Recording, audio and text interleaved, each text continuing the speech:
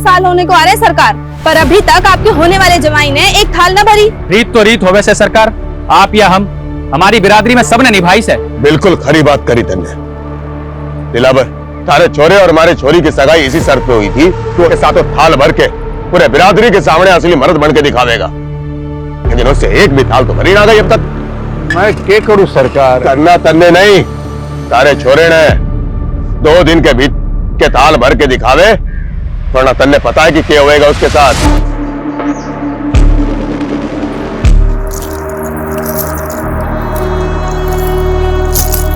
जिंदगी में कुछ कर गुजरने वाले ना इतना ज्यादा नहीं सोचते। अगर मेरी सोच तुम्हारे लिए मायने नहीं रखती है, इससे अच्छा है कि हम अपने रास्ते बदल लेते हैं। क्या?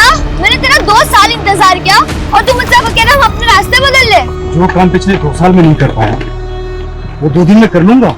करना पड़ेगा, क्योंकि मैं तेरे बिना नहीं जी सकती। और अगर कोई दूसरा रास्ता होता। दूसरा रास्ता है,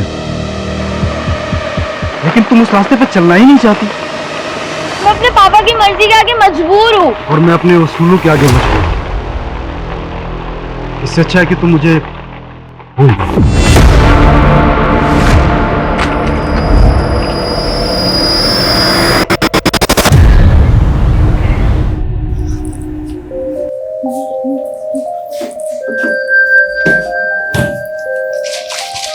दीदी, सिर्फ 15 दिन रह गए हैं आपकी शादी को, और मम्मी पापा को तो देखो, इन्हें लगता है कि शादी के बाद आपका नया जन्म होने वाला है। और तुझे क्या लगता है? मुझे डर लग रहा है। मैं तो मम्मी पापा के आइडल डॉटर नहीं बन पाई, पर आपकी किस्मत पता नहीं आपके साथ क्या खेल खेलने वाली है। चिंता मत कर, सब अच्छा होगा। और तुझे भी कुछ नहीं होने दूंगी मैं, ठीक है? जग गई तू? हाँ मम्मी, साइकिलिंग के लिए जा रही हूँ। अच्छा सुन ना, हाँ घर जरा जल्दी आ जाना, 11 बजे तक हमें जयपुर निकलना है। और तुझे पता है तेरी शादी का लहंगा रेडी हो चुका है, और बाकी की जो शादी की शॉपिंग बची है ना, आज जयपुर में कर लेंगे। ठीक है, पर आप एक काम करो, आप मेघा को ले जाओ। हम दोनों की चॉइस सेम है, मुझे नहीं जाना मम्मी प्लीज। हाँ मेघा? हाँ दीदी। हाँ तो ठीक है ना भाई, तुम और मेघा जयपुर चले जाओ। आज मैं और वर्षा शांति से चेस का मैच खेलेंगे, ठीक है ना? चलो मैं चलती हूँ। ये क्या कर रहा है तू?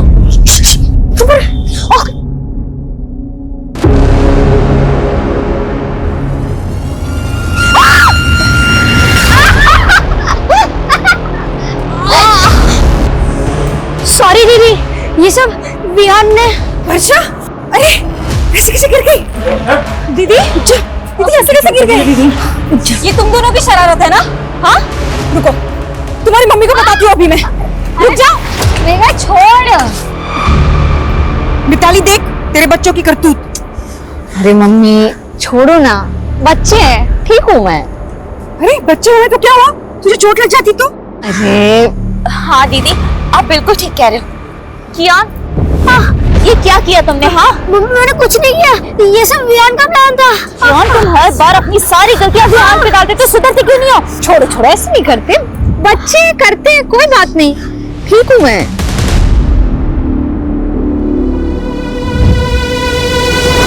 अरे चैंपियन, क्या हुआ? मैंने तुम्हें सेव कर लिया था ना, तब भी गुस्सा हो? वर्षा दीदी, मैं आपसे गुस्सा नहीं, ये सब विहान की और स्मार्टनेस है। और मम्मी विहान की हर मिस्टेक पे मुझे डांटती है। बोला था ना आपको, सौतेली माँ सौतेली ही होती है। अरे नहीं कियान, ऐसे नहीं बोलते। पर मैं हूँ ना। पर आप तो शादी करके अपने हस्बैंड के पास चली जाओगे, क्या आप मुझे अपने साथ नहीं ले जा सकती हो? अगर पॉसिबल होता ना तो जरूर ले जाती, लेकिन तू जानता नहीं है अभी मैं कितनी दूर जाने वाली हूँ। पर आपका फ्यूज तो थोड़ा ही दूर रहता है। तू नहीं समझेगा अभी कि मैं कहाँ जाने वाली हूँ।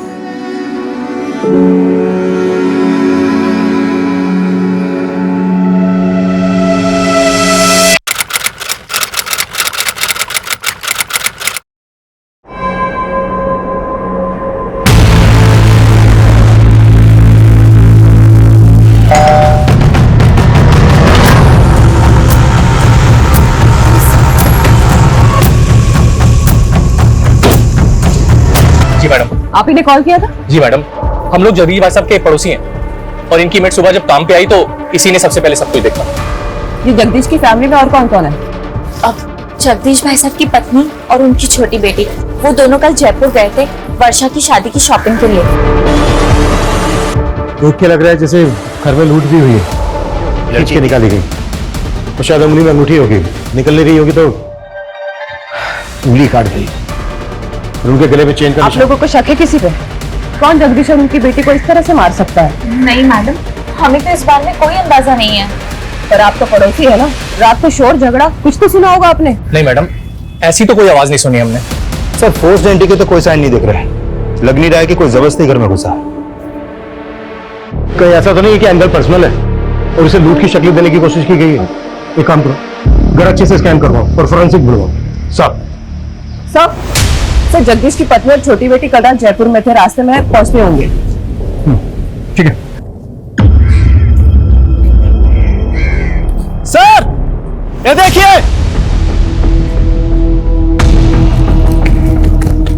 सर बच्चों के खेलने वाला वॉकी टॉकी मिला है, खून के निशान है इस पर।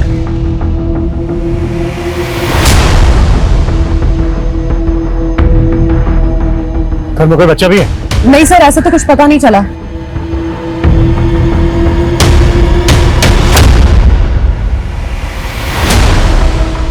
ये लोग कौन है? सर ये पड़ोसी है, इन्होंने हमें कॉल किया था।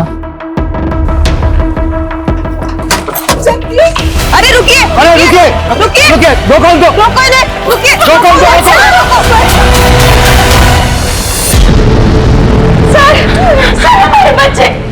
सर हमारे बच्चे गायब है। आपके बच्चे गायब है मतलब? सर हमारा बड़ा बेटा कियान और छोटा बेटा विवान दोनों घर पे नहीं है। एक मिनट, अभी तो आप दोनों यहीं पे थे, तब तो आपने कुछ बताया नहीं था और अभी अचानक से आपके बच्चे भी गायब हो गए? सर वो वॉकी टॉकी हमारे बच्चों का है सर, उसको जैसे ही देखा कुछ समझ नहीं आया तो उन्हें देखने घर चले गए सर, लेकिन वो घर पे नहीं है सर। एक मिनट, वॉकी टॉकी आपके बच्चों का तो यहाँ कैसे है? सर यही समझ नहीं आ रहा है सर, सुबह सुबह ही हम दोनों यहाँ आ गए थे, हमें लगा बच्चे अपने कमरे में सो रहे होंगे, लेकिन वो घर पे नहीं है सर। हमें कुछ समझ में नहीं आ रहा सर, आप हमारे बच्चे ढूंढ के दीजिए। सुनो, एक बार फिर घर अच्छे से चेक करो। Quick sir.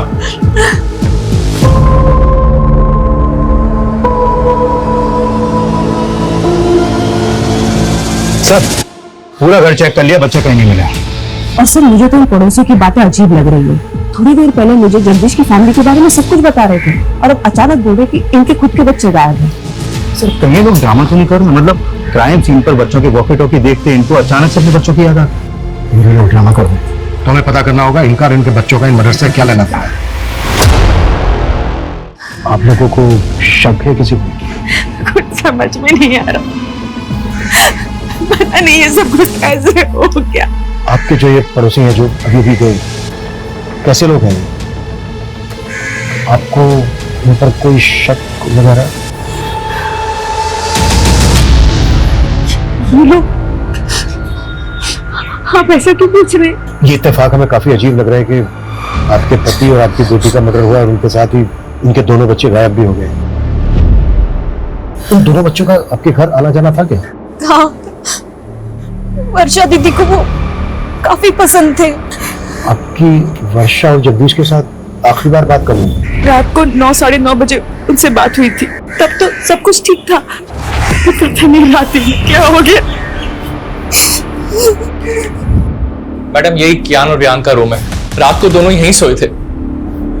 आपने रात में आखिरी बार कब देखा था बच्चों को? रात को 10:30 बजे वो बिस्तर पे चले आते, मैं खुद उन्हें यहाँ सुला कर गई थी। उसके बाद सुबह 7 बजे जगदीश भाई की मेड ने आके हमें जगा दिया और उसके बाद हमें बच्चों को देखने का मौका ही नहीं मिला। लेकिन आपके बच्चे ऐसे कैसे गायब हो सकते हैं? भैया आप लोग हमसे कुछ छुपा तो नहीं रहे? नहीं मैडम, हम आपसे कुछ नहीं छुपा रहे, पता नहीं हमारे बच्चे किस हालत में, प्लीज हमारे बच्चों को ढूंढ के दीजिए। सर इन दोनों बच्चों का कहीं कुछ पता नहीं चल पा रहा है। आस पड़ोस में ऐसा कोई भी विटनेस नहीं मिला है जिसने बच्चों को या फिर किसी संदिग्ध को यहाँ पर देखा हो। एक तरफ एक ही फैमिली के दो लोगों का मर्डर और लूट, और दूसरी तरफ इसी मोहल्ले के दो बच्चों का गायब होना। ये क्रिमिनल का मकसद मर्डर और लूट ही था या फिर बच्चों को गायब करना? नहीं मैडम, हमारी किसी से कोई दुश्मनी नहीं है। हो सकता है आपके बच्चे किडनैप हो गए और आपको फिरौती के लिए कॉल आया। मैडम मेरी एक छोटी सी दुकान है, ना मेरी खुद की कोई प्रॉपर्टी है और ना मेरी कोई बड़ी जायदाद है, कोई क्यों मेरे बच्चों को किडनैप करेगा?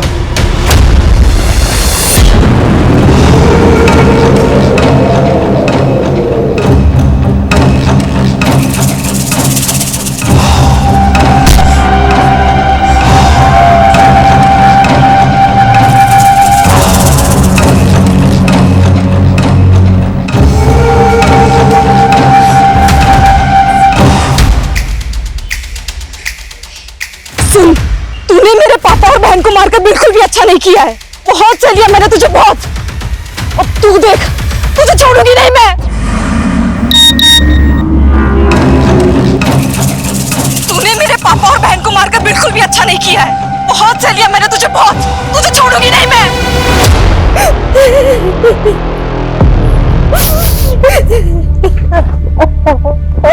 वियान, देखो मैं तुम दोनों के लिए क्या लाया हूँ।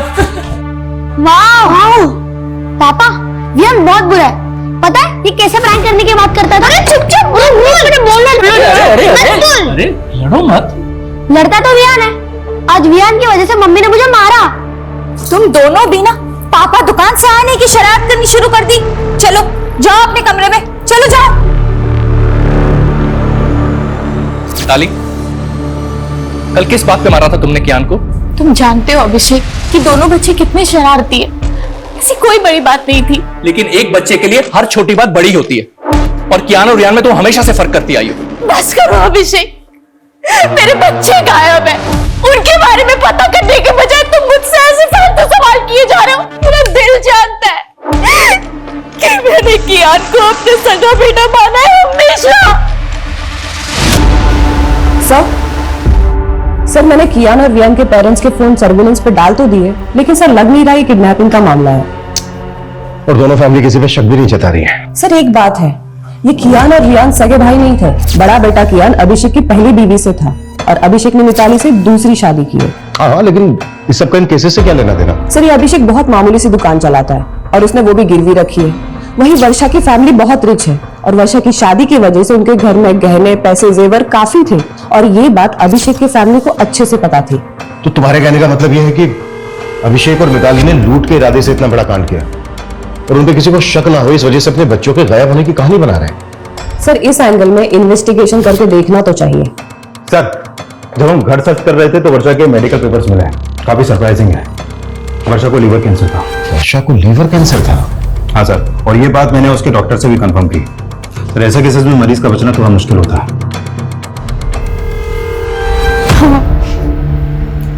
वर्षा को कैंसर था। हम पूरी कोशिश करके उसे बचाना चाहते थे। हमें क्या मालूम था किस्मत उसे इतनी बुरी मौत देगी। वर्षा को कैंसर होने वाली बात आप लोगों को कब पता चली? वर्षा के रिश्ते से पहले या रिश्ते के बाद? डॉक्टर को जरूर कोई गलतफहमी हुई है। वर्षा की उम्र क्या है, उसको कैंसर कैसे हो सकता है? यही सच है उदिता। डॉक्टर की बातें सुन के तो मैं खुद डर गया हूं।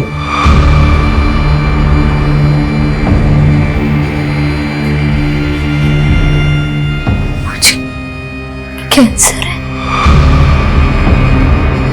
अरे नहीं बेटा, वो डॉक्टर को जरूर कोई गलतफहमी हो गई होगी।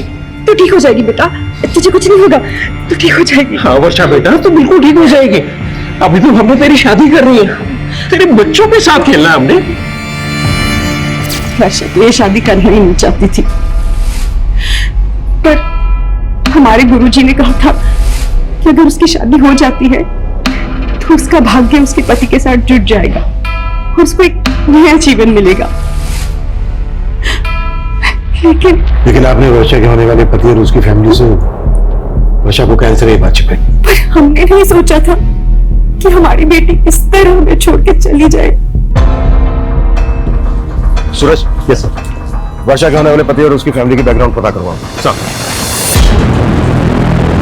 सवाल ऑब्वियस है, कहीं वर्षा के होने वाले पति और उसकी फैमिली को पता तो नहीं चल गया था कि वर्षा को कैंसर है? ये बात वर्षा की फैमिली ने उनसे छुपाई है। पर अगर ऐसा था तो रिश्ता तोड़ सकते थे। क्या इसके लिए वो दो मर्डर करेंगे? अब ये केस सिर्फ डबल मर्डर केस और लूटपाट का नहीं रह गया है, इसमें दो बच्चों के मिसिंग होने का मामला भी जुड़ गया है और हमारा चैलेंज भी दुगना हो चुका है।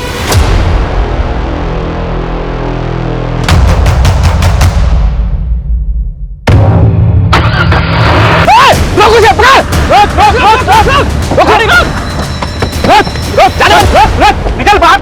हाँ भाग रहा है, निकल निकल। क्या हुआ? चल निकल। हाँ पहले ये बता वो क्या है? क्या हो गया?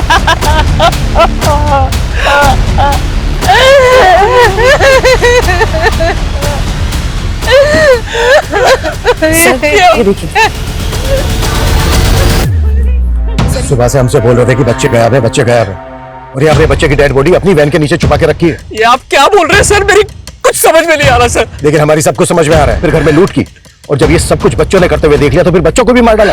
ये आप क्या बोल रहे हैं सर? फिर तूने अपनी वैन यहाँ पर छुपा के क्यों रखी है? मैं तो रोज ही गाड़ी यहाँ पार्क करता हूँ। जिसने भी मेरे बच्चे को मारा होगा जानबूझकर मेरी ही गाड़ी के नीचे बॉडी छिपा दी होगी। अब तेरी पोल खुल गई तो तू कहानी बना रहा है। उसकी जेब में था मेरे एक बच्चे की लाश पड़ी है, मेरे दूसरे बच्चे का आता पता नहीं है, और अब हमें सुनाया जा रहा है आप हमारे बच्चे को क्यों मारेंगे? क्यों मारेंगे?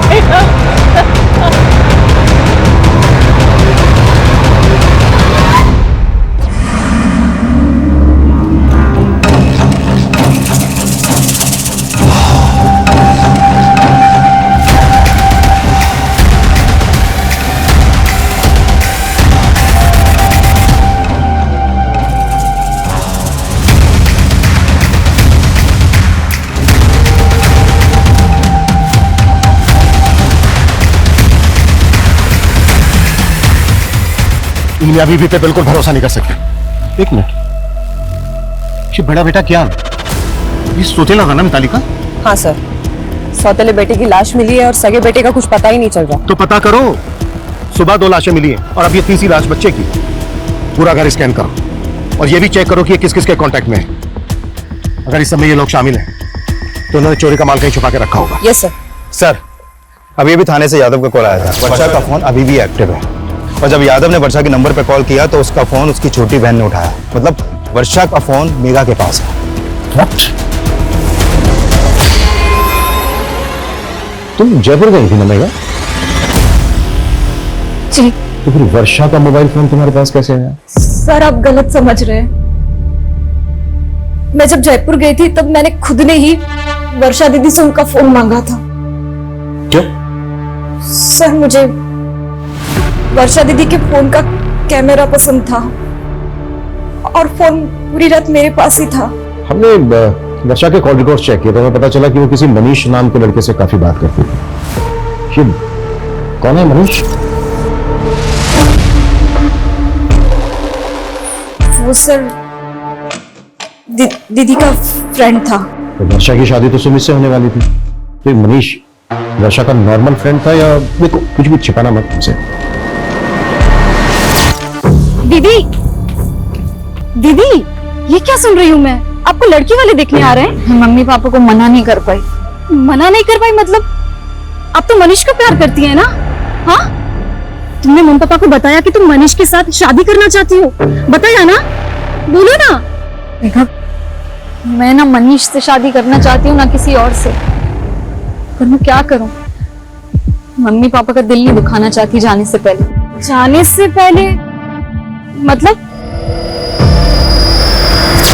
मुझे तो यकीन ही नहीं हुआ कि दीदी को कैंसर है। सर, दीदी मनीष को झूठी होप्स नहीं देना चाहती थी, इसलिए दीदी ने मनीष के साथ ब्रेकअप कर लिया। मनीष को पता था कि वर्षा को कैंसर था? नहीं, और दीदी ने मुझसे प्रॉमिस लिया था कि मैं मनीष को कुछ भी ना बताऊं। तो फिर वर्षा मनीष के साथ इतनी बातें क्यों करती थी?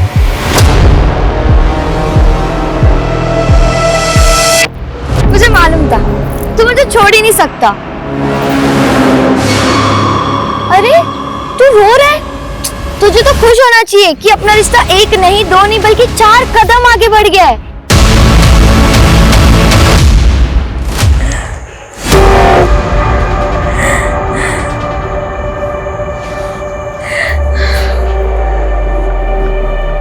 अभिषेक जी, आपका फोन दिखाइए। फोन में आपको क्या देखना है मैडम? आपका फोन दीजिए प्लीज। ये लीजिए। मेरी तो समझ में नहीं आ रहा मैडम कि मेरे छोटे बच्चे को ढूंढने की बजाय आप लोग मेरे घर में और मेरे फोन में क्या ढूंढ रहे हैं? ये लीजिए, और हमें बिना बताए कहीं जाएगा मत।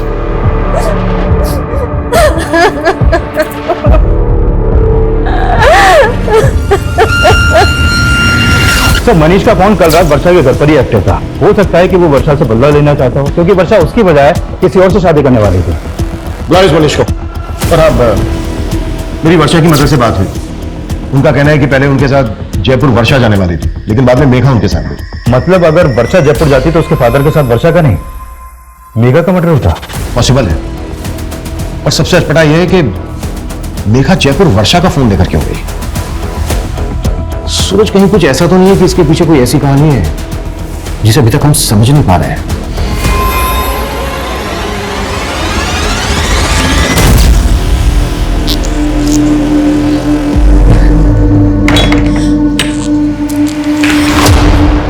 कहाँ से आ रही है तू इतनी रात को?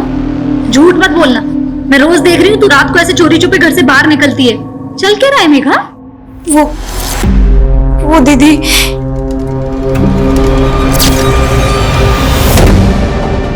मुझे माफ करना दीदी। मेरी वजह से आप और पापा। जितना टाइम लेगा ना सच कबूल करने में, उतनी ज्यादा दिक्कत होगी तुझे। सर मैं वर्षा से प्यार करता था सर, उसे मारने के बारे में सोच भी नहीं सकता। झूठ मत बोल। रात के 1 बजे तक तेरा मोबाइल फोन वहीं पर एक्टिव था। एक लड़की तुझे रात को अपने घर बुलाएगी, वो भी तब जब उसके फादर घर पे हैं। 15 दिन बाद उसकी शादी होने वाली है। पता है तुझे ना क्यों कहा था उसने? नहीं सर। क्योंकि कैंसर था उसको। वो नहीं चाहती थी कि शादी के बाद तू खो दे उसको, और तूने मार दिया उसको। ये क्या बोल रहे हैं आप सर? उसने मुझे बताया भी नहीं सर। उसे कैंसर था। अब अगर तुझे पछतावा हो रहा है तो सच कबूल कर ले कि तूने ही मारा है उसको, जबकि उसने तेरा कभी बुरा नहीं चाहा। सर मैंने भी वर्षा का कभी बुरा नहीं चाहा सर।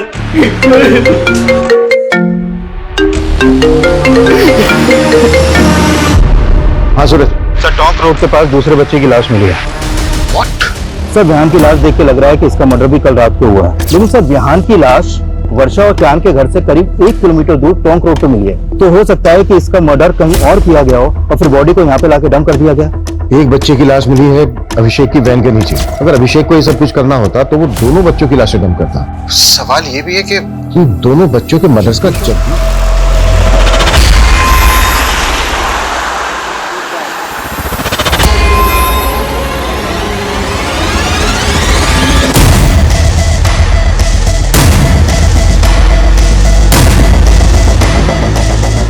आओ आरती।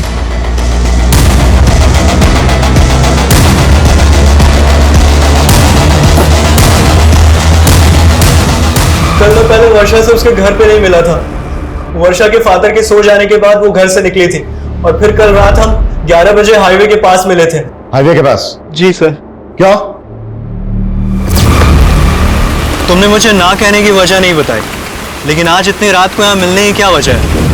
कहीं ऐसा तो नहीं तुम मेरे साथ भागना चाहती हो? तो अभी भी सपनों में ही है मनीष। सपने दिखाए भी तो तुमने थे और तोड़ भी तुमने दिया। हेलो, हाँ मैं हाईवे के पास आ गई हूँ, पैसे लेकर आ जाओ। इतनी रात को किसके पैसे देने हैं? आखिर चल क्या रहा वर्षा? एक लड़का मेघा को ब्लैकमेल कर रहा है। क्या? पिछले 3 महीने से मेघा उसके चंगुल में फंसी हुई है। मुझे तुम्हारी हेल्प चाहिए मनीष। हेल्प तो हमें पुलिस के लिए नहीं चाहिए ना, और तुम इतनी रात को अपनी लाइफ रिस्क में डाल के यहाँ पे आ गई। मैं पुलिस के पास नहीं जा सकती। क्यों? उस लड़के के पास मेघा के कुछ कॉम्प्रोमाइजिंग वीडियोस हैं। वो जब यहाँ आएगा ना तो हमें उससे ना फाइनल बात करनी है, सब कुछ सेटल करना होगा, ताकि वो बार बार मेघा को परेशान ना करे और उसके वीडियोस हमेशा के लिए डिलीट कर दे। Please Manish, please. फिर थोड़ी देर बाद वहां एक गाड़ी आकर रुकी। शायद से वो लड़का उसी में था, लेकिन वर्षा को मेरे साथ देखकर वो वहां से चला गया। ये लड़का कौन है जो मेघा को ब्लैकमेल कर रहा है? मेघा का कोई दोस्त है सर। मेघा ने उसके बारे में मुझे नहीं बताया। तो मेघा को ये पता है कि तू कल रात को मिला था वर्षा से? हाँ सर, लेकिन हाईवे के पास से मैंने वर्षा को उसके घर पे ड्रॉप कर दिया था। उसके बाद वर्षा और उसके फादर को किसने मारा मुझे कुछ नहीं पता सर। मर्डर सिर्फ वर्षा और उसके फादर का ही नहीं हुआ है, बल्कि वर्षा के पड़ोस के 2 बच्चों का भी मर्डर हुआ है। तो बच्चे? एक मिनट सर, जब मैंने वर्षा को ड्रॉप किया था तब मैंने कुछ देखा था।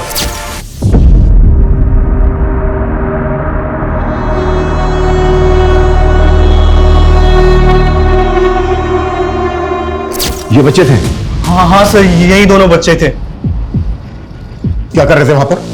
नहीं मालूम सर।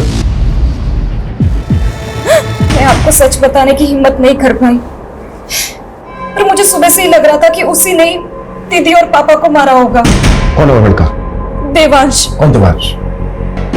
सर मैं उसे एक पार्टी में मिली थी, वहां मेरी उससे दोस्ती हुई थी और एक दिन उसने मेरी ड्रिंक में कुछ नशे की दवा मिला दी और सर मेरा रेप कर दिया।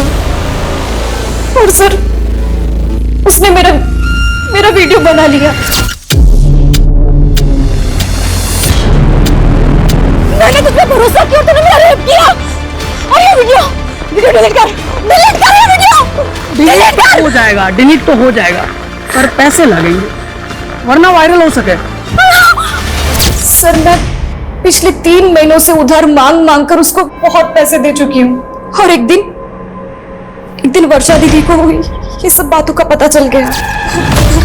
पहले क्यों नहीं बताया मेघा? रो मत। हाँ? दीदी मैं बहुत डर गई थी। चिंता मत कर, मैं जानती हूँ अच्छे से ऐसे लड़कों को कैसे हैंडल करना है ना, मैं देखती हूँ। रो मत। और सर कल रात को भी उसने मुझसे पैसे मांगे थे और दीदी ने मुझे जयपुर भेज दिया और बोला कि वो सब कुछ यहाँ हैंडल कर लेंगी। मुझे बिल्कुल भी नहीं मालूम था सर कि दीदी और पापा के साथ ही ये सब हो जाएगा। ठीक है, संभालो अपने आप को और इसका मोबाइल नंबर, एड्रेस, पूरी डिटेल्स दो। सर मैं उसको पार्टी में मिली थी, मेरे पास बस उसका फोन नंबर है।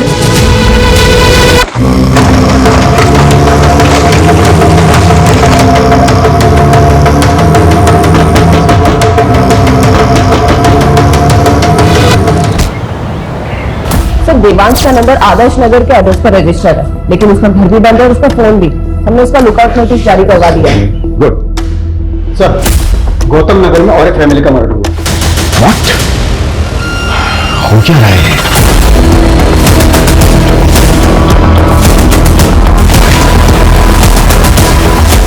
आइए। तो यहाँ पड़ोसी ने बताया कि इनके ज्यादातर रिश्तेदार आउट ऑफ कंट्री हैं और ये गुलशन भी किसी गल्फ कंट्री में काम करता था। अभी कुछ दिन पहले ये यहाँ आया था। मॉडस ऑफ ऑपरेंडी बिल्कुल एक जैसी है। जिस तरह से वर्षा और उसके फादर को मारा गया, उनके घर में लूट की गई। लगातार 2 रातों में 2 क्राइम्स, वो भी एक ही तरह से। रिया, यस सर। पता करो वर्षा और उसकी फैमिली का इस फैमिली के साथ कोई कनेक्शन है क्या? क्विक। Yes sir.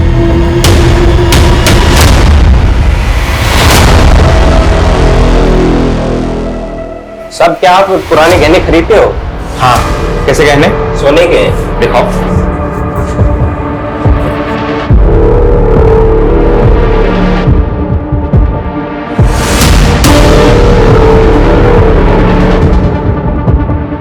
बिल है तुम्हारे पास? अरे नहीं साहब, पुश्तैनी गहने हैं। अच्छा, अभी दुकान में नगद कम है, मैं इंतजाम करता हूँ, तुम तब तक इंतजार करो। चलेगा ना? चलेगा साहब, चलेगा। सर मैंने वर्षा की मदर और सिस्टर से बात की, लेकिन वो दोनों भी इस फैमिली के बारे में कुछ भी नहीं जानती। लेकिन मुझे स्ट्रांगली फील हो रहा है कि दोनों क्राइम्स में एक ही तरह के क्रिमिनल्स इन्वॉल्व हैं।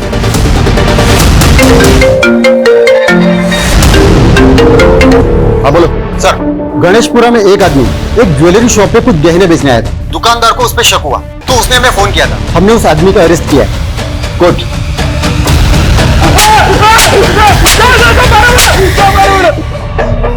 साहब मैंने चोरी नहीं करी साहब, आप बेवजह परेशान कर रहा साहब। झूठ बोलता है साहब। अगर तूने चोरी नहीं की तो इतने महंगे गहने कहां से आए तेरे पास? साहब मैं कबाड़ा बेचता हूँ साहब, कबाड़ी खोज में इधर उधर गया था, मेरे को तो पड़े हुए मिले थे रास्ते में साहब। पड़े हुए मिले तुझे? पड़े हुए मिले? इतना बड़ा कांड करके बैठा है तू। अब ये बोल।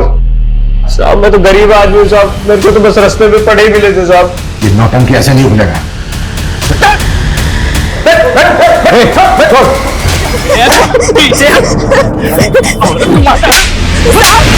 साहब ये मुझे रोज मारता पीटता है साहब, इसे जेल में डाल दो। जेल में?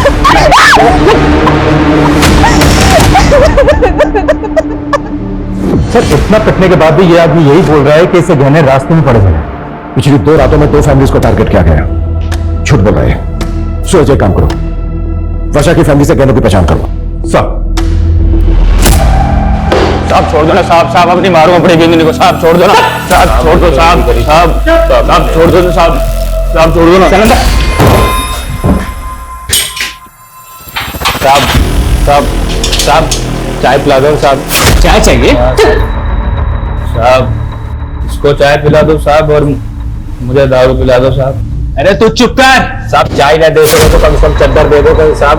साहब साहब चाय पिला दो साहब, ठंड लग रही है साहब, चद्दर दे दो। ये गहने देख के बताइए कि ये उन्हीं गहनों में से हैं जो आपके घर से गायब हुए? ये तो वर्षा की चेन कंगन और भाई है। झूठ बोल रहा है। दादा ताला खोल। कैसा उन्होंने बड़ी नींद खराब कर रखी और तुमने सोने दिया इसको? ऐसा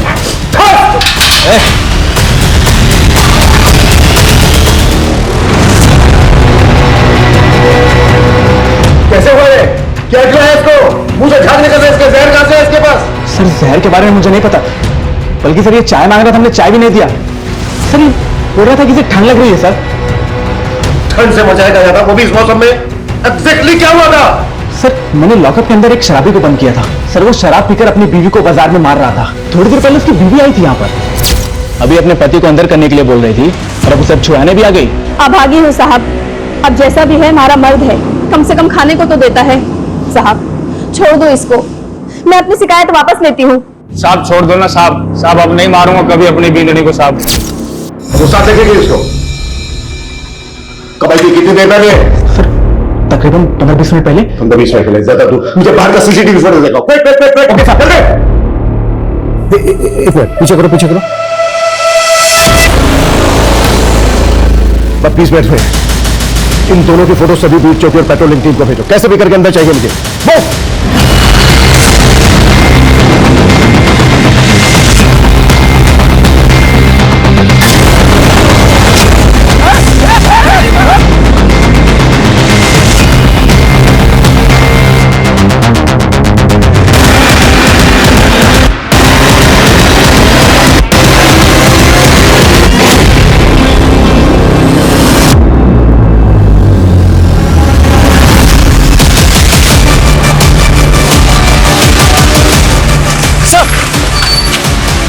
सर इस तरह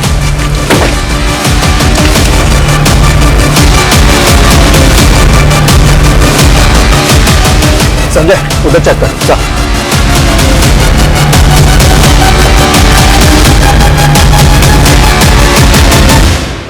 देख अब हम इनसे बच नहीं पाएंगे। तू कबीले पहुंच, मैं इनका ध्यान रखता हूँ। आप अपना ध्यान रखना। मैं ख्याल रखूंगा। तू पहुंच।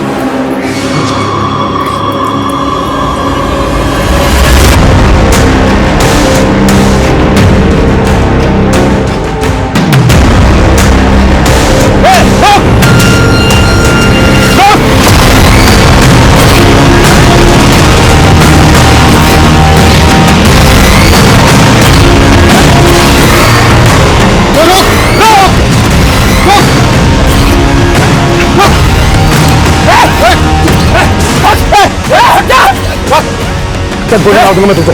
जब मार दूंगा मैं। चाकू नीचे रख। चाकू नीचे रख। देख गोली मार दूंगा मैं तुझे।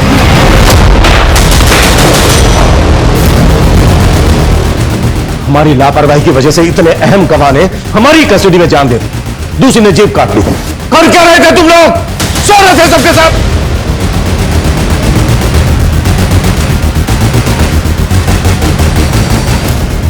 ये कोई आम लोग नहीं है, बहुत खतरनाक गिरोह है। इतना खतरनाक कि इन्हें अपने गिरोह के लिए अपनी जान की भी परवाह नहीं है।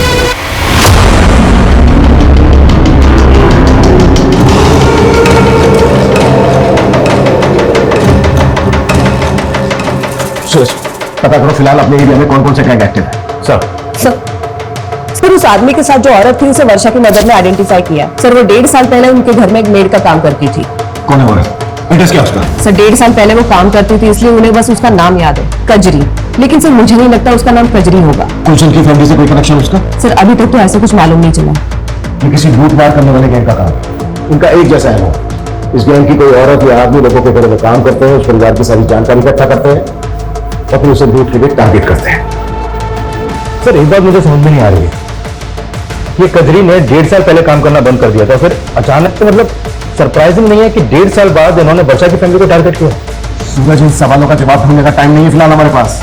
हमें जल्द से जल्द ये पता लगाना होगा कि ये लोग किस गैंग से ताल्लुक रखते हैं पिछली 2 रातों में इन्होंने 2 फैमिली को टारगेट किया है। हो सकता है आज रात ही किसी तीसरी फैमिली को टारगेट करें। उससे पहले हमें रोकना होगा। Clear sir? क्या पता नहीं चला? सर कांस्टेबल यादव का अभी तक कुछ पता नहीं चला।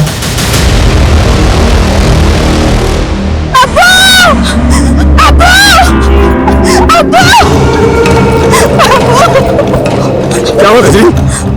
हमारे आदमी ने तो जमशेद को थाने में जहर देके मार दिया, लेकिन वो खुद पकड़ा गया अब्बू। क्या? पर उसने अपनी जुबान काट ली। फवाद!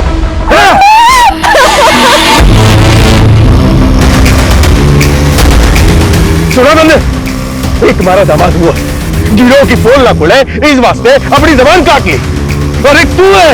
पिछले 2 सालों में ऐसी जितनी भी लूट और मर्डर की घटनाएं घटी हैं, उन सब की रिपोर्ट मुझे मेरे टेबल पर चाहिए। चल से चल। सर यादव का कुछ पता चला? नहीं सर, एक टीम गई उस डायरेक्शन में, लेकिन अभी तक कोई अपडेट नहीं आया। उसकी फोन लोकेशन ट्रेस करवाओ, क्विक। Okay sir. सर दोनों विक्टिम को लाठियों से पीटा गया था और दोनों के ही सर के घाव पर लकड़ी के टुकड़ों के ट्रेसेस मिले और उसके ऊपर मस्टर्ड ऑयल थे। Mustard oil? हाँ सर। मैंने ऐसे गैंग के बारे में सुना है जो बॉडी पर मस्टर्ड ऑयल लगाकर लूट और मर्डर्स की घटनाओं को अंजाम पहुंचाता है।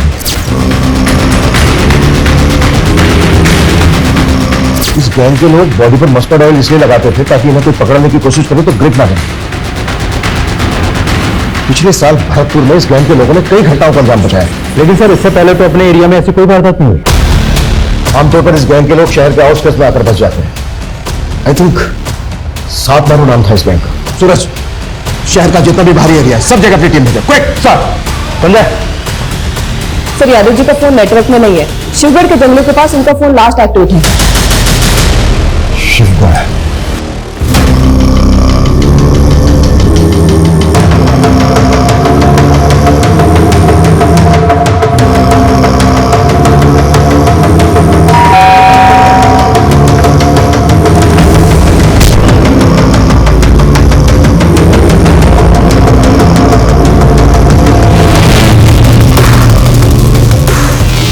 मार दिए तन्ने, सातवां थारे सामने खड़ा है। जा मार दे इन्हें और बन जा हमारा जवाई।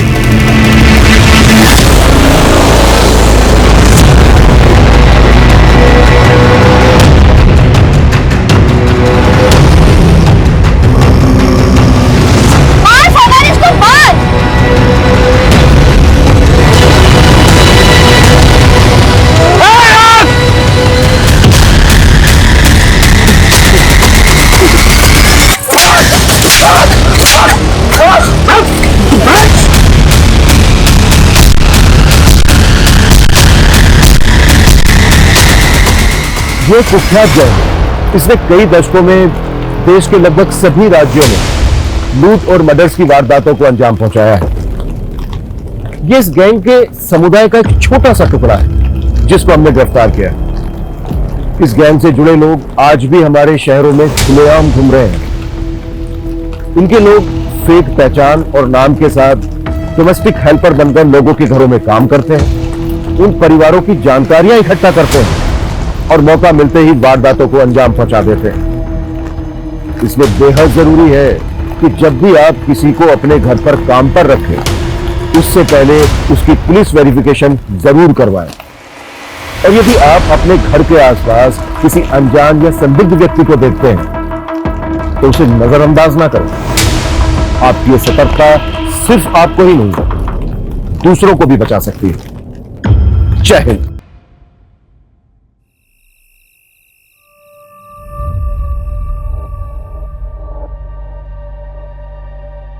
कितना टाइट है ये, कभी निकालने की जरूरत पड़ गई ना तो निकलेगा भी नहीं है। अरे क्या जरूरत है निकालने की, तुम्हारे पैरों की पायल की तरह इसे भी रहने तो हमेशा भी है अपने पास। Thank you so much. Thank you से काम नहीं चलेगा, मुझे रिटर्न गिफ्ट चाहिए।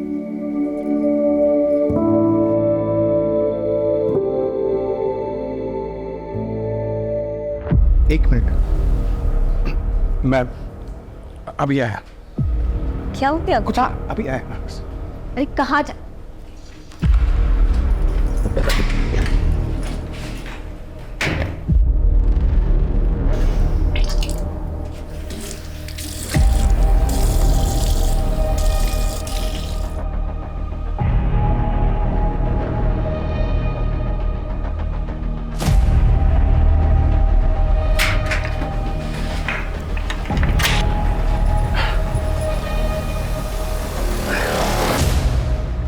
क्या खाते रहते हो आप?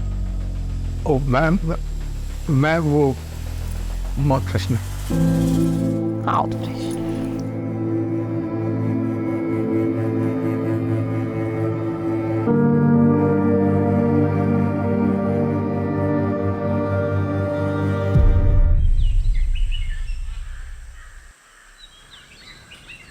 मनोज, जरा मार्केट जाकर फल और मिठाइयाँ ले आओ, खत्म हो गई है। ठीक है। जल्दी आना, लेट मत करना। हाँ भाभी।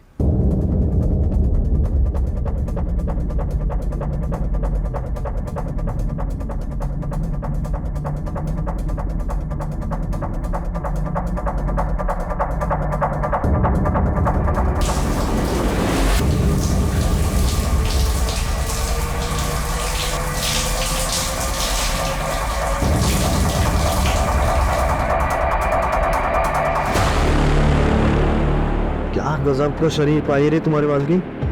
रमाकांत दूध से ना आता है क्या इसको? क्या पता नहलाता भी हो। पकड़ते इस नीतू को, दिखाते हैं वीडियो, करते हैं ब्लैकमेल, मजे लूटते हैं। ट्राई तो कर ही सकते हैं। भैया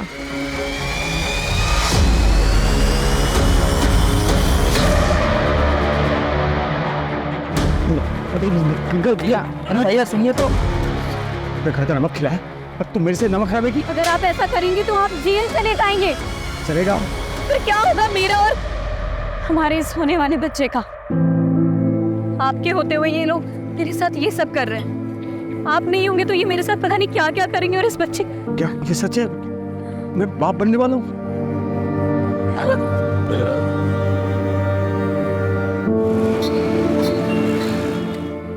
प्रेगनेंसी टेस्ट तो पॉजिटिव है बट काफ़ी कॉम्प्लिकेशंस हैं, स्पेशली फर्स्ट 3 मंथ्स बहुत ज़्यादा चैलेंजिंग होने वाले हैं। आपको बहुत एहतियात बरतनी होगी। ज्यादा घबराने की कोई जरूरत नहीं है। मैं बच्चा होने तक यहीं रुक जाऊंगी, तुम्हारी मदद भी हो जाएगी। नहीं भाभी, उसकी जरूरत नहीं। मेरा मतलब है कि आप यहाँ रहेंगी तो सोनू मोनू और आपके घर को कौन देखेगा? जरूरत नहीं। हाँ वो तो ठीक है। बच्चे की सुरक्षा के लिए मैं हमारे गुरुजी से बात करती हूँ, उनके पास कोई ना कोई तोड़ जरूर होगा। हाँ वो ठीक है। एक मिनट। हेलो। और सोनू मोनू, तुम दोनों का क्या चल रहा है? बस 12वीं की तैयारी चालू है मेरी। हाँ मेरी 10वीं की।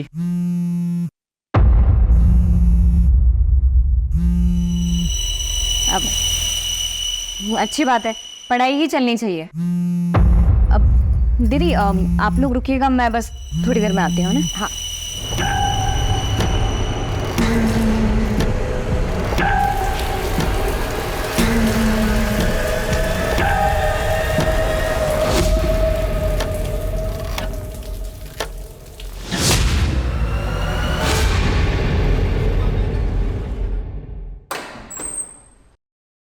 अरे ऐसे बिना बताए कहाँ चले गए थे तुम? अब ये इसके लिए गई थी मैं, ये सोनू मोनू के लिए कपड़े लेने के लिए। ये लो।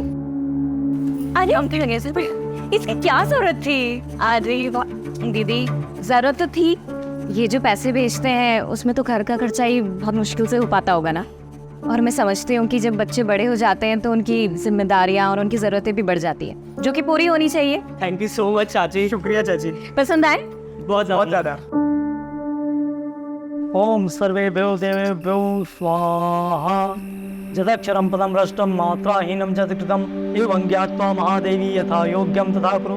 माता च पार्वती देवी पिता देवो महेश्वर बांधवा से भक्ताश्च स्वदेशो भोलत्रयम्। अब यह पूजा संपन्न हो गई।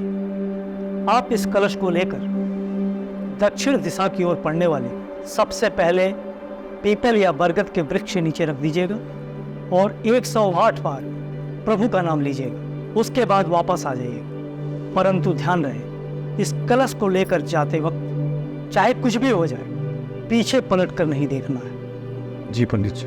इस विधि से पूजा करने से आपके बच्चे पर आया हुआ संकट टल जाएगा। अच्छा, तो मैं चलता हूँ।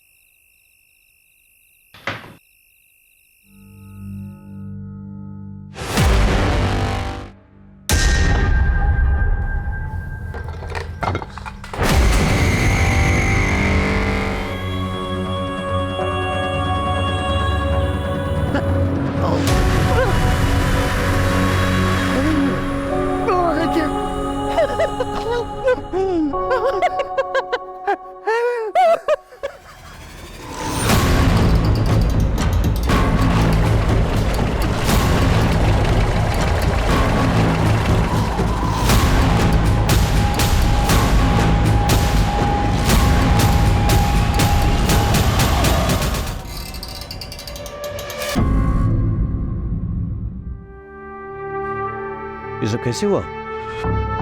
सर, रात को हमारे घर में पूजा थी सर। पंडित जी के आदेश अनुसार मैं वो बोले कि नारियल लेके बरगद के पेड़ में रख के आओ, मैं चला गया सर।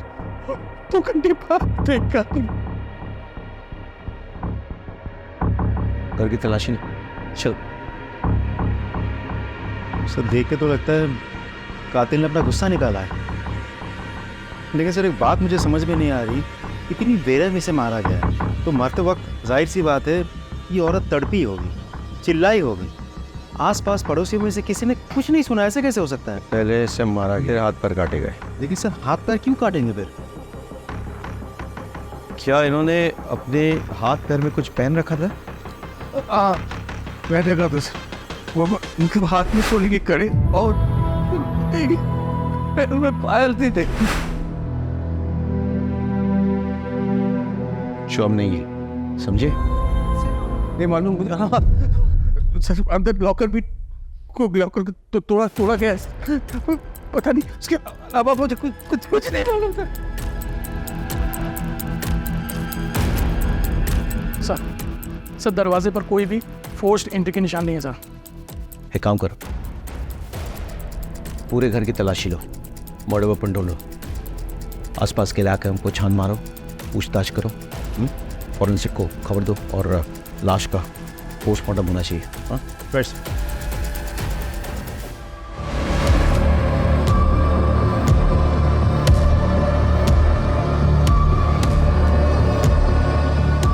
अब खाते हैं क्या? जी सर। ये पीक आपकी है? ये तो पहले कल सभी ने तो पर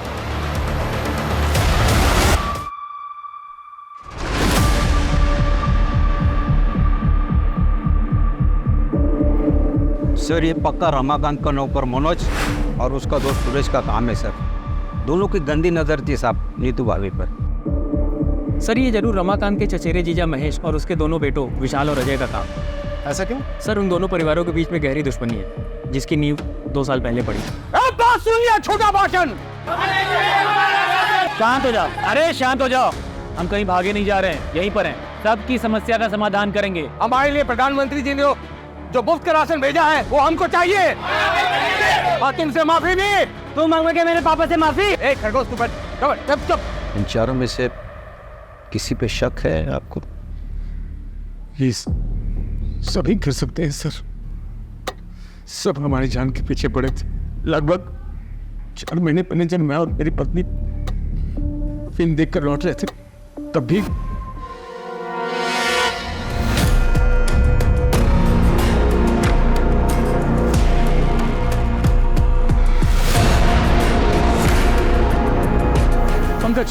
फॉरेंसिक टीम को बुलाओ और ये सारा सामान कस्टडी में लो और इन एविडेंस को जांच के लिए भेजो। सर जो चाकू हमें मिला है वो रमाकांत के घर का ही है सर। रमाकांत ने खुद कंफर्म किया है और साथ ही सर वही मर्डर वेपन भी है, क्योंकि उस चाकू पर जो ब्लड के ट्रेसेस मिले हैं वो नीतू के ब्लड सैंपल से मैच करते हैं, लेकिन सर उस चाकू पर कोई भी फिंगरप्रिंट्स नहीं है। कातिल मर्डर वेपन साथ नहीं लाया, इसका मतलब मर्डर करने के इरादे से नहीं आया था, लेकिन मर्डर करनी पड़ी। और फिंगरप्रिंट्स ना मिलने का एक बड़ा कारण यह हो सकता है कि ग्लव्स या कपड़े का इस्तेमाल किया गया हो गन को पकड़ने के लिए। यूटू का जो हाल किया गया है वो किसी एक आदमी का काम तो नहीं हो सकता है। हाँ सर, मुझे भी ऐसा लग रहा है कि ये 2 आदमी का काम हो सकता है, क्योंकि सर गार्बेज में जो जले हुए कपड़े मिले थे वो 2 आदमी के ही थे। किस तरह के कपड़े?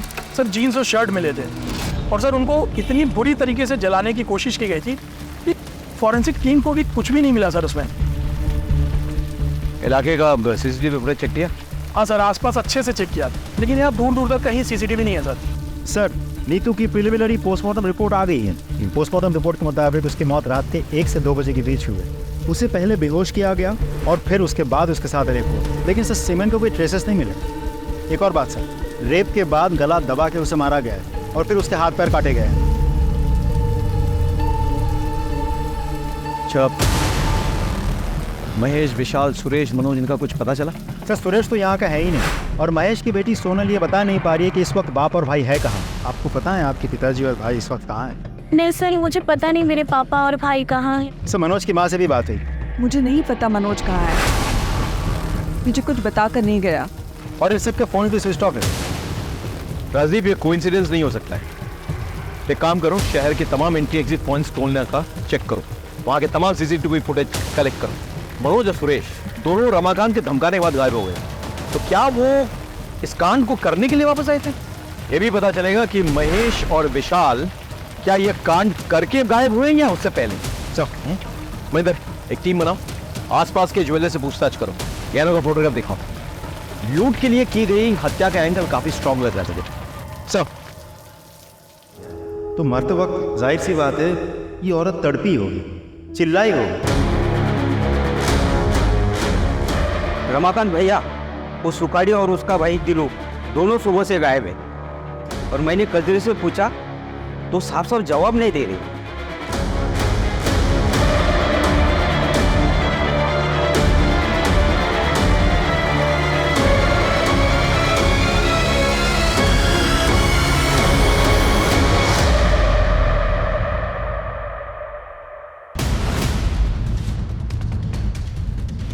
दिनो किधर है? दिनो दिनो दिनो किधर है? इधर इधर आ। बुला अपने पति दिनू को और उसका भाई सुकाड़ी को बुला। मुझे नहीं पता। क्या बोला? मुझे नहीं पता। जा अंदर देख, अंदर देख। देख क्या हो रहा है? तुम क्या कर रहे हो? मेरे घर का सामान क्यों तोड़ रहे हो? सच सच बता दो वरना तुम्हें भी नहीं छोड़ेंगे। किधर है दिनो? मालिक, मुझे सच, मैं सच बोल रही हूँ। वो सुबह से ही नहीं है यहाँ पर। सुखाड़ी भैया तो फोन रखते ही नहीं है और विकेन के पापा का फोन तो घर पर ही है। मैं सच कह रही हूँ मालिक। अच्छा अच्छा, अभी क्या अभी बुला वरना सुन।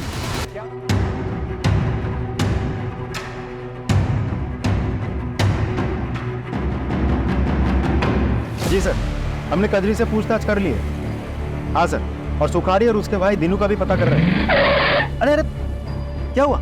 गाड़ी क्यों रोक दी? क्या हुआ? आप लोगों ने पकड़ लिया मेरी नीतू के हथियारों को? रमाकांत शांत हो जाओ, गाड़ी में आके बैठो, हम घर तक छोड़ देते हैं। हम कोशिश कर तो रहे हैं। क्या खास कोशिश कर रहे हैं आप लोग? 15 घंटे से ऊपर हो गए मेरी बीवी को पकड़े हुए और आप लोग को पता भी है किन लोगों ने किया, लेकिन अब तक आप लोगों में उन लोगों में किसी को भी नहीं पकड़ पाए। क्यों? हम बहुत जल्दी आपके बीवी के हत्यारों को पकड़ेंगे, लेकिन उसके लिए हमें थोड़ा वक्त चाहिए। कितना वक्त चाहिए आपको? हाँ वक्त वक्त वक्त, हाँ ठीक है, वक्त दूंगा मैं आपको। एकदम आप छक मार के पकड़ना होगा आपको मेरी बीवी के हथियारों को।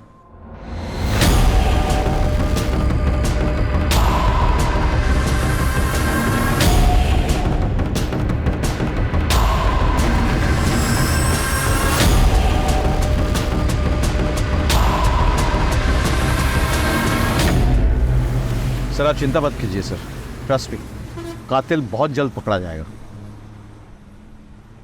Sure sir.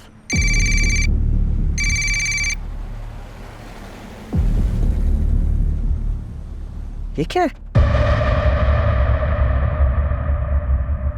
गाड़ी रुको, गाड़ी रुको, गाड़ी रुको। कौन हो तुम? क्यों बंधक बना कर रखा है लोगों को? वही जिसकी बीवी के कातिलों को पकड़ने के लिए तुम लोगों को वक्त चाहिए। दिया मैंने वक्त, 48 घंटे है तुम लोगों के पास।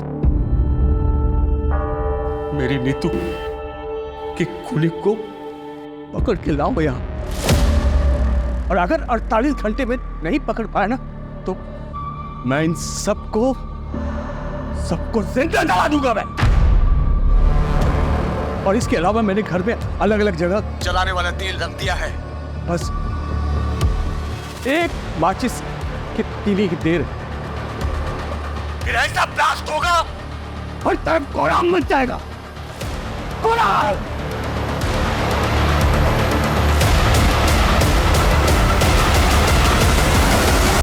सर, रमाकांत के घर के आसपास और भी बहुत सारे घर हैं। अगर रमाकांत के घर में आग लग गई या ब्लास्ट हो गया तो आसपास के सारे घरों में आग लग जाएगी। नहीं नहीं, हम ऐसा नहीं होने देंगे। कोई ना कोई रास्ता निकलेगा होस्टेज को छुड़ाने का। चलो।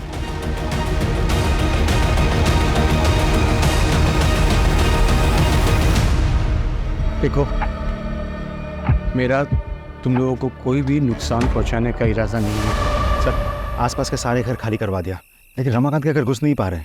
दरवाजे खिड़की सब कुछ बंद रखा है उसने। कोई एंट्री पॉइंट ही नहीं मिल रहा है। छत से कूद के भी नहीं जा पा रहे सर।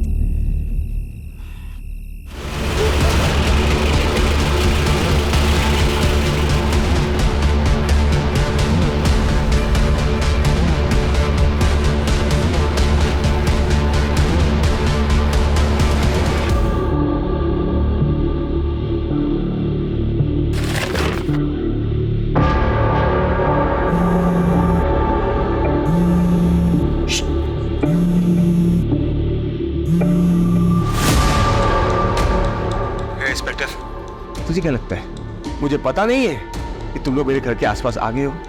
हाँ?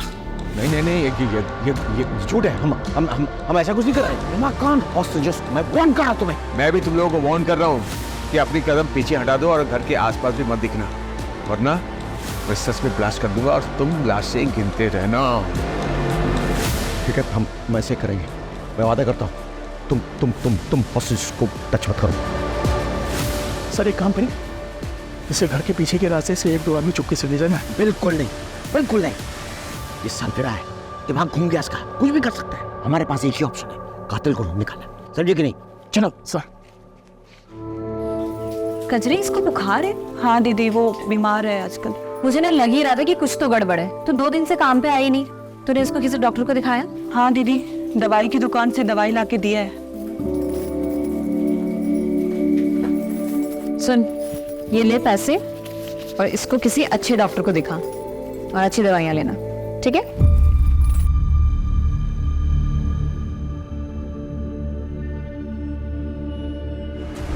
अभी अभी एक बहुत बड़ी खबर आई है। पुलिस के एक्शन से नाखुश नीतू के पति रमाकांत ने 4 लोगों को बंधक बना लिया है। और तो और पुलिस को धमकी भी दी है कि जिन 4 लोगों को उन्होंने बंधक बनाया है उन्हें वो जला डालेगा। ये क्लिप मीडिया को किसने लीक किया? मालूम नहीं सर। मालिक, पानी दे दो, मेरे बच्चे को प्यास लगी है। साहब जी, साहब जी, मैं महेश हूँ। ये हमारा लड़का विशाल है। वो सर फिर आदमी हम लोग को अरेस्ट करवाना चाहता है ना, हम लोग आ गए आपके पास। उसको बोलिए हम लोग खुद सरेंडर करने को तैयार है साहब। प्लीज हमारी सोनाली को बचा लीजिए। और सर, हालांकि हमने किसी का खून नहीं किया है, लेकिन अपनी सोनाली के बचाने के लिए हम ये भी इल्जाम अपने सिर पर लेने के लिए तैयार है सर। कुछ कीजिए साहब। हेलो रमाकांत, ये दोनों हमारे हवाले में हैं। इन दोनों ने कबूल किया है कि उन्होंने नीतू को मारा है और उसके गहने चुराए हैं। अब छोड़ दो सबको। ठीक है, मैं बिल्कुल छोड़ दूंगा, लेकिन पहले इन दोनों से मुझे माफी मंगवानी है। पूरी जिंदगी ये महेश और उसके बच्चे मेरे और मेरे परिवार के खिलाफ साजिश रचते आए।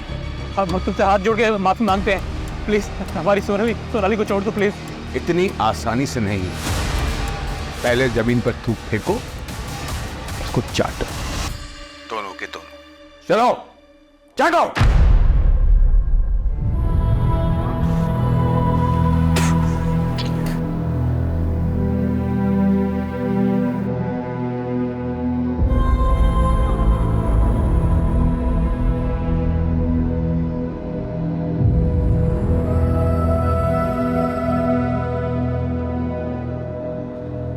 रमाकांत, बहुत हो गया, अब छोड़ दो सबको।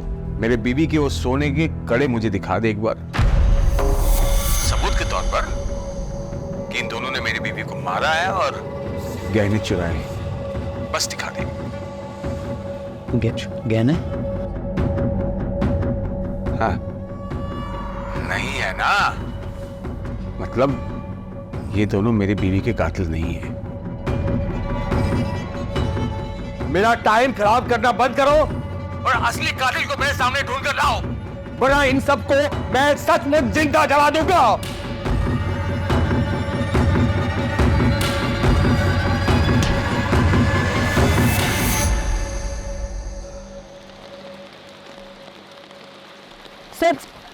सर, मुझे आपको एक बात बतानी है। कौन हो तुम? मैं समीर हूँ सर। बोलो। नीतू आंटी को मारने में महेश और विशाल शर्मा का ही हाथ है। ए, तुम इतने दावे के साथ ये बात कैसे कह सकते हैं? सर, मैं सोनाली का बॉयफ्रेंड हूँ। हम दोनों एक दूसरे से प्यार करते हैं और बाद में शादी भी करने वाले थे, लेकिन नीतू आंटी ने हमें समझाया। देखो, रमाना कितना भी मॉडर्न क्यों ना होता है, लेकिन जो शादी घर वालों की रजामंदी से की गई होती है, उसकी खुशी भाग की गई शादी से कहीं ज्यादा होती है। पर मामी, पापा और भाई कभी भी समीर के लिए नहीं मानेंगे, क्योंकि ये दूसरे समुदाय का लड़का है। फिर तो तुम लोग कोशिश तो करो, क्या पता मान जाए। और फिर भी नहीं माने तो मैं हूं ना, मैं तुम लोगों का साथ दूंगी, ठीक है? उन्हीं की बात मानकर सोनाली ने अपने घर वालों से बात की। तब से आपके बोलने की वजह से मैंने पापा और भाई को समीर के बारे में बताया। देखो उसका अंजाम क्या हुआ है। मैं समीर के अलावा किसी और से शादी नहीं करूंगी, और ऐसी कोई नौबत आती है तो इस घर से मेरी डोली नहीं, मेरी अर्थी उठेगी। नहीं नहीं नहीं सोनाली, ऐसा कुछ भी नहीं होगा, ठीक है? मैं हूं ना। सॉन्ग, मुझे मेरा प्यार कब मिलेगा? मिल जाएगा, सही समय तो आने दे। और अगर ऐसे बेचैन होगे तो सब कुछ खराब भी हो सकता है। उन्होंने ना सिर्फ सोनाली को आज तक घर में बंद किया है, बल्कि नीतू आंटी को मारने की साजिश भी कर रहे थे वो। तो अब तक कहाँ थे तुम? सर, मैं इंदौर था। मुझे जैसे ही इस मामले का पता चला, मैं यहाँ भागा दौड़ा है।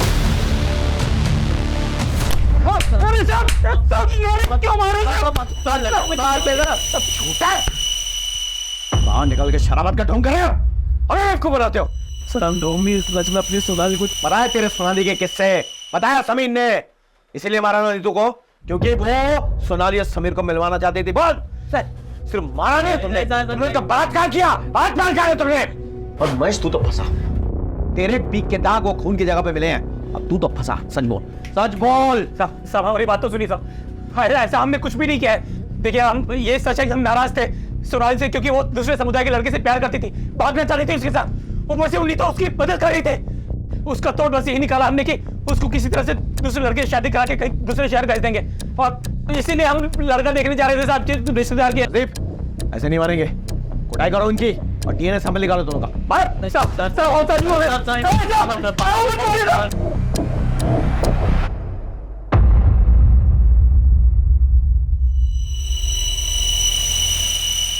देखिए, मैंने आप लोगों को मजबूरी में बुलाया यहाँ पे, और रमाकांत जो है आपे से बाहर हो गए। आप प्लीज उससे बात कीजिए, उसे समझाइए। एक मिनट, लीजिए, बात कीजिए। ये क्या कर रहे हो रमाकांत? बंद करो ये सब, छोड़ दो उन मासूमों को। अरे मासूम तो वो थी जिसको मार दिया इन लोगों ने। उसका वो हासिल किया कि देखने सुनने वाले की रूह कांप जाए। मैं इन लोगों को तब तक नहीं छोड़ूंगा जब तक उसके असली कातिल नहीं मिल जाते। मैं बोल रही हूँ ना तुमसे, छोड़ दो सबको। तुम्हें तुम्हारी विधवा भाभी का वास्ता। वही वास्ता ना भाभी, हाँ, जिसको दे दे के तुमने अपनी जाल में मुझे फंसाया था। मेरी पूरी जवानी बर्बाद कर दी तुमने, लेकिन अब तुम्हारे वो पैंतरे नहीं चलने वाले। मैं वो रमाकांत नहीं हूं जिसको तुमने अपने पति के मरने के बाद अपनी शारीरिक जरूरतों के लिए फांस रखा था, जिसकी शादी तुम नहीं होने देना चाहती ताकि तुम मालकिन बन के रहो और मैं तुम्हारे बच्चों का पालनहार। बंद करो अपनी ये बकवास। चाचा, फालतू बात मत करना, वरना क्या बे? अरे नीतू कितना मानती थी इसको, लेकिन ये ये उससे जलती थी। सच में भाभी तुम जलती थी ना? एक बात बताओ, कहीं तुमने तो नहीं मरवा दिया नीतू को? हाँ, सच सच बता ना, ताकि फिर से सारा कंट्रोल तुम्हारे हाथ में आ जाए। बस करो तुम्हारी बकवास, इससे ज्यादा सुनने की हिम्मत नहीं है हमारी।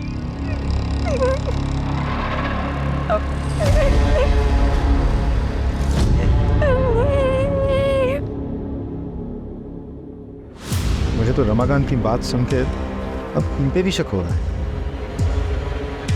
राजीव, जानते हो हमारी मजबूरी क्या है? हम हर किसी को गुनहगार की तरह देखते हैं, हर किसी पे शक करते हैं।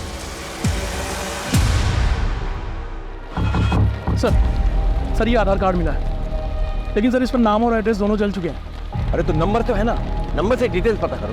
Right sir, come on. Sir, Suresh की गाड़ी ने अभी अभी चकिया टोल नाका क्रॉस किया है। फास्टैग से हमें लोकेशन मिली है। फैंटास्टिक। लोकल पोजीशन में खबर करो, इन्फॉर्मेशन शेयर करो, तुरंत अरेस्ट करवाओ। Right sir, come on.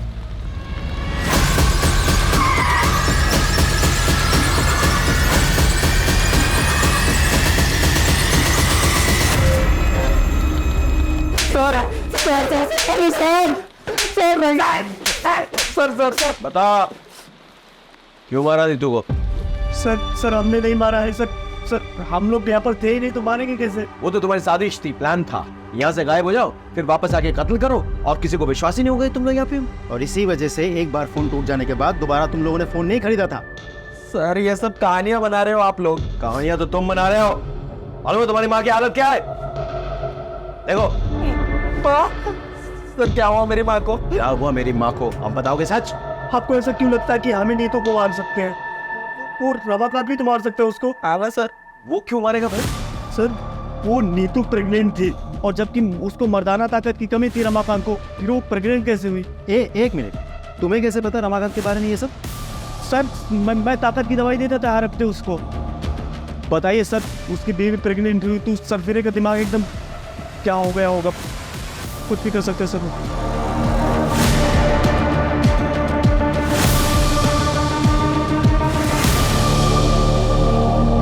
Suresh और मनोज ने रमाकांत पे जो इल्जाम लगाया है, आपको क्या लगता है इस बात पे कितनी सच्चाई है? डिनाई भी तो नहीं कर सकते। ऐसा पहले भी हुआ है कि पति ने कांड किया, उसके बाद ऐसा ड्रामा किया कि उस पर कोई शक ना करे। तो फिर क्या करे सर, पता कैसे करे? क्योंकि सबके मुताबिक नीतू रमाकांत की जान है, और वो खुद भी ये बोल रहा है। एक काम करे सर, रिवर्स साइकोलॉजी ट्राई करते हैं। नहीं, बहुत रिस्की है सर, एक बार ट्राई तो करते हैं। No Rajdeep, no. इसमें हेलो, एक मिनट, हेलो।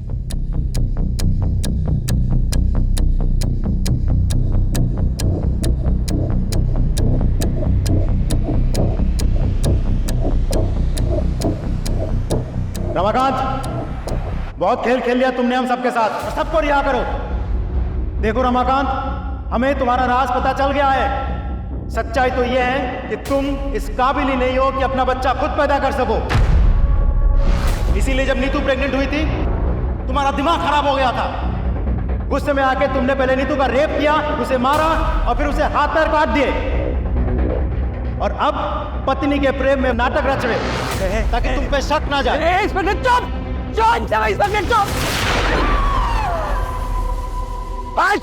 रमाकांत, सरेंडर कर दो अभी। क्या कर रहे हो तुम? भागो रहे हो? रमाकांत, कान में सुनाई दी आवाज? किसी को कुछ मत करो प्लीज, हमसे गलती हो गई।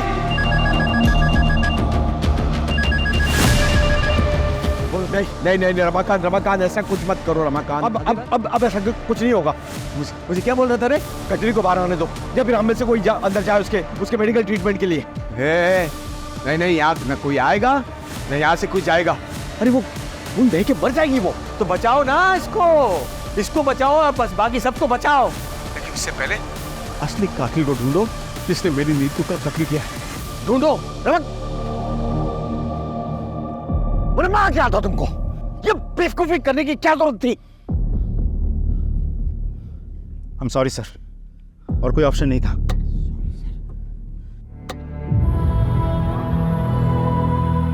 वो सब तो चलता रहता। अच्छा ये बताओ कि खुशखबरी कब दे रही हूँ? 4था साल चल रहा है तुम्हारी शादी को, सब ठीक तो है ना? हाँ दीदी, सब ठीक है। हाँ तो बस देर किस बात की?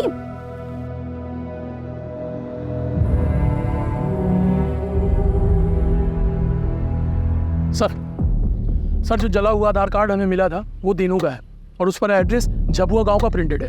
फौरन जाओ वहाँ, पूछताछ करो और पता करो इन दोनों भाइयों के बारे में। Right sir.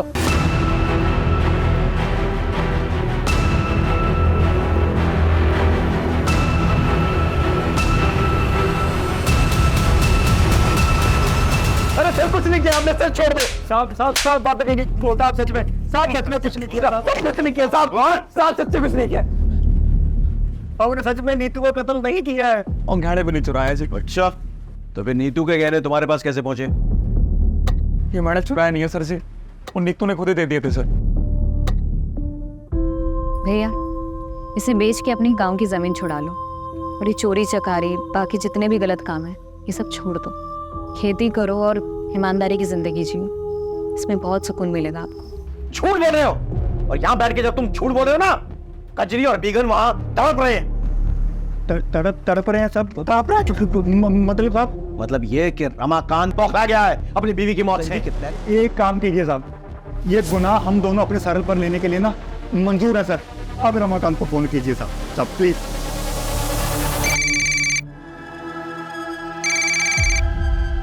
रमाकांत, हम लोगों ने कातिलों को पकड़ लिया। ये सुखारी, ये तीनों, इनने कबूल कर लिया है कि देखो इनसे नीतू के गहने बरामद हुए। अब तो छोड़ दो सबको प्लीज। हाँ, बात कराओ दोनों से। मालिक गुनाह हो गया हमसे, हमें माफ कर दो। हम अपने आप को पुलिस वालों के हवाले कर रहे हैं। अब हमारी बीवी और बच्चों को छोड़ दीजिए। तुम लोगों ने जोंक की तरह खून पिया है नीतू का, इसलिए तुम लोगों को माफी नहीं, सजा मिलेगी। अगर तुम लोग चाहते हो कि इन सबको रिहा कर दूं मैं, तो सबसे पहले तुम लोग अपने अपने कपड़े उतारो और एक दूसरे को 5-5 कोड़े मारो। जल्दी चलो। बस रमाकांत, बहुत हो गया, अब छोड़ दो लोगों को। तसल्ली हो गई ना? ए इंस्पेक्टर, बेवकूफ समझा क्या? हाँ, ये लोग कातिल है ही नहीं। माना कि इस सोने की चेन मेरी बीवी की है, लेकिन उस रात उसने ये सब नहीं पहना था, इसलिए टाइम पास बंद कर और असली कातिल को ढूंढ के ला, वरना मैं सबको सच में जला दूंगा। मजाक नहीं कर रहा हूं मैं, इसलिए मजाक करना बंद कर।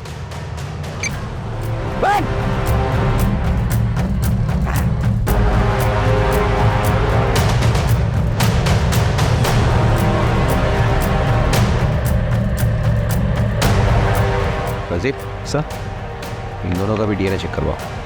ये सभी लोग हमारे संदेह के घेरे में हैं, लेकिन किसी के खिलाफ कोई ठोस सबूत नहीं मिल रहा है। अब शुरुआत से शुरू करनी होगी। अगर मॉडर्न वेपन तो मिल गया, लेकिन इस पे कोई फिंगरप्रिंट्स नहीं मिले।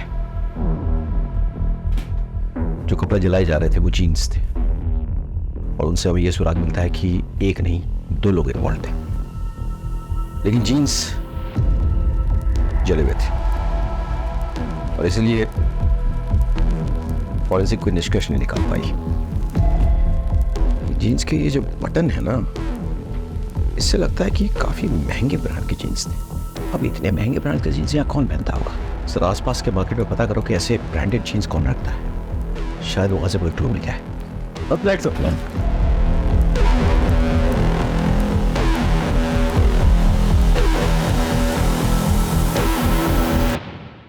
अच्छा, इस ब्रांड की जीन्स तुमने हाल फिलहाल में किसी को बेची है? हाँ साहब, बेची है ना। काफ़ी अरसे के बाद पिछले हफ्ते 2 जीन्स बेची है मैंने। वो क्या बहुत महंगी आती है, तो यहाँ इसके खरीदार कम ही मिलते हैं। अच्छा, जिसको ये जीन्स बेची है उसकी डिटेल्स है तुम्हारे पास? एक मिनट में बिल बुक में देख के बताता हूँ। ये देखिए सर, नीतू शर्मा ने खरीदी थी अपने 2 भतीजों के लिए। छुपाने से कोई फायदा नहीं है। नीतू के गहने तुम्हारे घर से बरामद हुए हैं।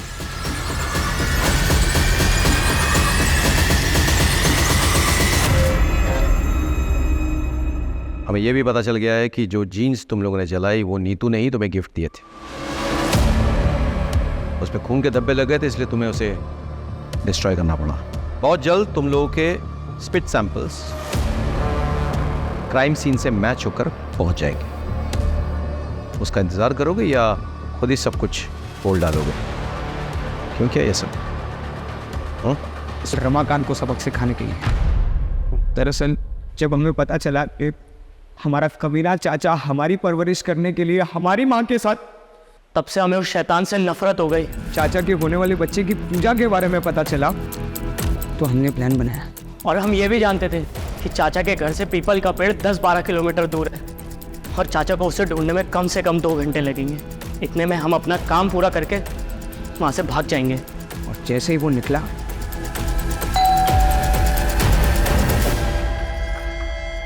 अरे तुम दोनों, चलो अब आ गए तो मेरी मदद ही करता हूँ।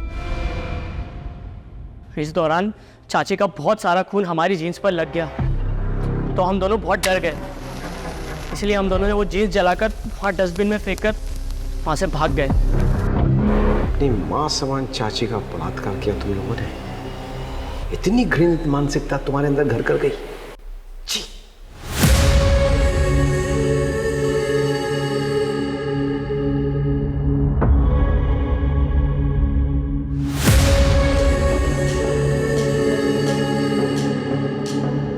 ये केस उन केसेस में से एक है जो मुझे हमेशा याद रहेगा।